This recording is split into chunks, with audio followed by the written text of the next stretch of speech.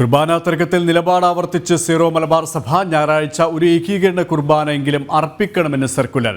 Major arch ബിഷപ്പിന്റെ video സന്ദേശം പുറത്തുവന്നു. എന്നാൽ മേജർ ആർച്ച് ബിഷപ്പിന്റെ ഈ നിർദ്ദേശം തള്ളി അൽമായ മുന്നേറ്റ സമിതി.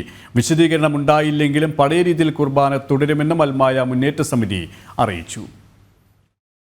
2024 ജൂലൈ 3 മുതൽ ഏകീകൃത കുർബാന അർപ്പണ രീതി നടപ്പിൽ വരുത്തണം. അതിനായി എല്ലാവരുടെയും ഹൃദയപൂർവകമായ സഹകരണം ഞാൻ അഭ്യർത്ഥിക്കുന്നു.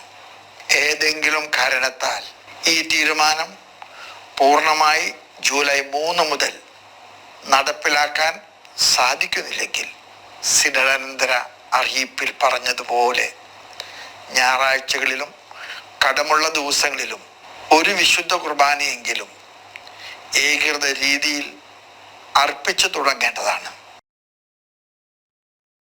വിവരങ്ങളുമായി ബീന റാണി ചേരുകയാണ്. ബീന, ഈ കുർബാനയെ ചൊല്ലിയുള്ള തർക്കം സീറോ മലബാർ സഭയിൽ തുടരുന്നു എന്ന് വേണം മനസ്സിലാക്കാൻ. ഒരു സമവായത്തിലേക്ക് എത്താനുള്ള എല്ലാ നീക്കങ്ങളും പരിഹാരം കാണാതെ മുന്നോട്ട് പോവുകയാണോ? ഈ സർക്കുലറുമായി ബന്ധപ്പെട്ട മറ്റ് വിശദാംശങ്ങളും എന്തൊക്കെയാണ്?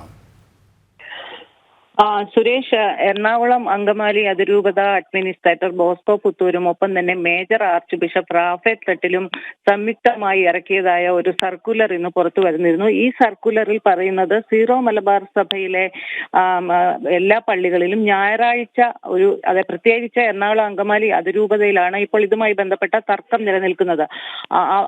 അതിരൂപതയുടെ കീഴിലുള്ള എല്ലാ പള്ളികളിലും ഞായറാഴ്ച ഒരു ഏകീകൃത കുർബാനയെങ്കിലും നടപ്പാക്കണം. ഒപ്പം കടമുള്ള ദിവസങ്ങളിൽ ഒരു ഏകീകൃത കുർബാന നടപ്പാക്കണം. ആ നിർദ്ദേശം അംഗീകരിക്കുകയാണെങ്കിൽ പള്ളികളിൽ നിലവിലുള്ള സ്ഥിതി തുടരാം. അതായത് ബാക്കി സമയങ്ങളിലെല്ലാം ജനാഭിമുഖ കുർബാന നടപ്പാക്കാൻ അനുവദിക്കും എന്നാണ് ഈ സർക്കുലറിൽ നിന്ന് വ്യക്തമാക്കുന്നത്. ഇത് തന്നെ സഭാ നേതൃത്വവും വിമത വിഭാഗവും തമ്മിൽ നടത്തിയ ഒരു ചർച്ചയിലാണ് ഇത്തരത്തിലൊരു തീരുമാനമുണ്ടായത്. ഇത് ഏറെക്കുറെ അൽമായ മുന്നേറ്റം അംഗീകരിക്കുന്നുമുണ്ട്. എന്നാൽ പ്രശ്നം അവിടെയല്ല. ഇതിന്റെ ഭാഗമായി മേജർ ആർച്ച് ബിഷപ്പിന്റേത് എന്ന പേരിൽ ഒരു വീഡിയോ സന്ദേശം പുറത്തു വന്നിരുന്നു.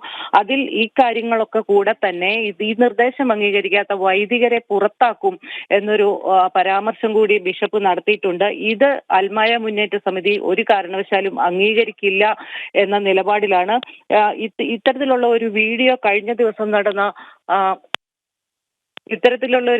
കഴിഞ്ഞ ദിവസം നടന്ന ചർച്ചകൾക്കെല്ലാം വിരുദ്ധമാണ് എന്നാണ് ഇപ്പോൾ അൽമായ മുന്നേറ്റം പറയുന്നത്. അതുകൊണ്ട് അതുമായി ബന്ധപ്പെട്ടുള്ള ഈ വീഡിയോ സന്ദേശം പിൻവലിക്കണം.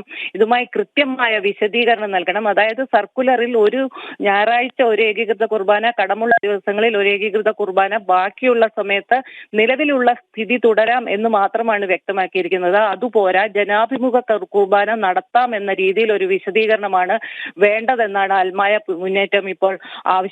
ഇതുമായി ബന്ധപ്പെട്ട് ഇവർ ഇന്ന് മേജർ ആർച്ച് ബിഷപ്പുമായി ചർച്ച നടത്തുന്നുണ്ട്. അതിനുശേഷമാണ് എന്താണ് തുടർ നടപടികൾ എന്ന് വ്യക്തമാവുകയുള്ളൂ. എന്തായാലും ഒരു സമവായത്തിന് സീറോ മലബാർ സഭ തയ്യാറാകുന്നുണ്ട് എന്നുള്ള ഒരു സൂചനയാണ് ഇപ്പോൾ പുറത്തു വരുന്നത്. അൽമായ മുന്നേറ്റം സീറോ മലബാർ സഭയുടെ സർക്കുലറിൽ പറയുന്ന ചില കാര്യങ്ങളൊക്കെ അംഗീകരിക്കുന്നുണ്ട്. മറ്റു ചില കാര്യങ്ങൾ കൂടി തങ്ങൾക്ക് അംഗീകരിച്ച് കിട്ടണം എന്ന ഒരു നിലപാടാണ് ഇപ്പോൾ അൽമായ മുന്നേറ്റം എടുത്തിട്ടുള്ളത്. അതുമായി ബന്ധപ്പെട്ടായിരിക്കും തുടർ ചർച്ചകൾ നടക്കുക.